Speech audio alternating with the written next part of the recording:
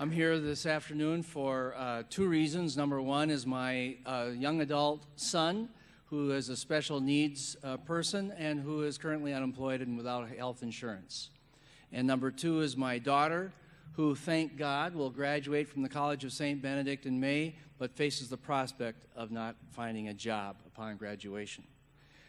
Before I ask the candidates a question, I'm going to ask you, the members of the audience, this question. Are you willing to be in a continued dialogue with any of these candidates if they are elected governor in order to build together the kind of Minnesota we want for our children? If so, answer yes.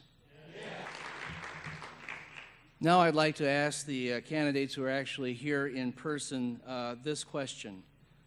Are you willing to commit to meet with Isaiah 2 times per year if you are elected governor? Ralph, yes, I think I've been meeting with Isaiah more than twice a year in recent years, and I'm pleased with that. I appreciate what you do, appreciate your vision, your values, appreciate your concern for the issues we're talking about. I'd be glad to commit to doing that. I've been doing it anyway. I'll continue to, with pleasure. I'm on the board of Catholic Charities of St. Paul, Minneapolis.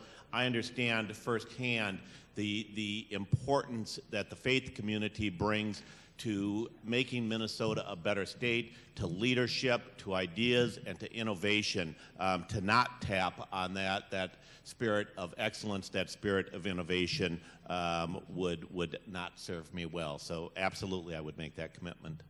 Yes, I would do it gladly. And the question was asked just a few seconds ago, would you be open to keeping an open dialogue with any of us who might be elected governor? I would go a step further and encourage you to keep an open dialogue with me and the other candidates as well over the next few months as we run our candidacies, because unless we get feedback from people like you, we're not going to run as effective candidacies as we really should.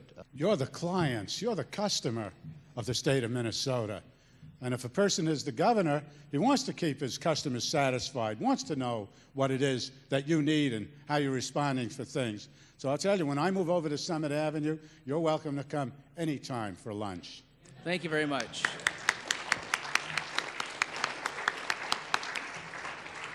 Now I want to turn back again to you, members of the audience. First in this list of opportunities is about attending Isaiah's East Metro Truth-Telling event on May 4th. This public meeting will be an excellent opportunity for people of faith from all over the East Metro area of the Twin Cities to come together and share their stories about what is actually happening in our communities. We will invite our local and state elected officials to come and engage with them in an uncommon conversation about creating jobs, affordable housing, transportation, and how those issues intersect with our concern for racial and economic justice. And to all of you, thank you for spending your afternoon here today and participating in this forum. We as leaders of Isaiah are grateful that you have taken the first steps in developing relationships and co-creating the future of Minnesota with each other. While today's event is drawing to a close, it's really just the beginning. We look forward to continuing to work together with you on this journey forward and building a healthier and stronger Minnesota. Gracious God, we lift our hearts to you in prayer at the end of this day and our time together here. We give thanks for the freedom that allows us to gather in this church to hold conversations about important issues, to stimulate our thinking and develop relationships with one another as we seek to be about your business of co-creating a world that respects the dignity of all people.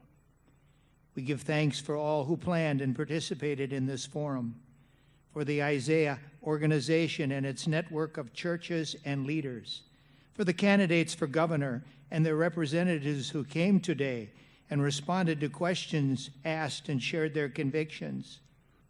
We share a common humanity.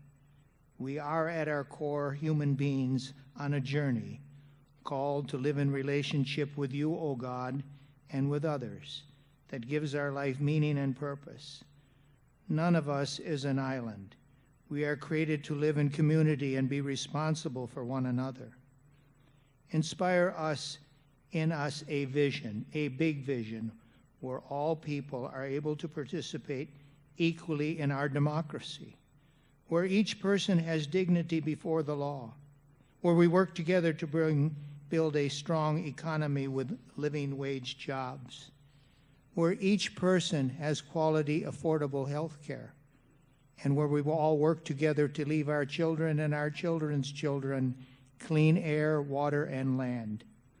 Guard us from the sin of indifference and what's in it for me, and from a thankful heart and realizing the truth that all of life is a gift, help us to earnestly desire to understand each other, and from this intention bless us with mutual respect and justice for all.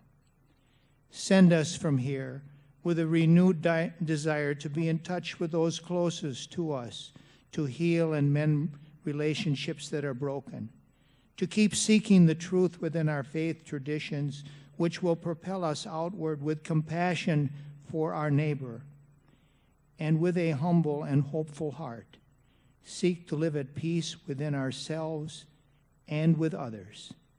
God of mercy, hear our prayer. Amen.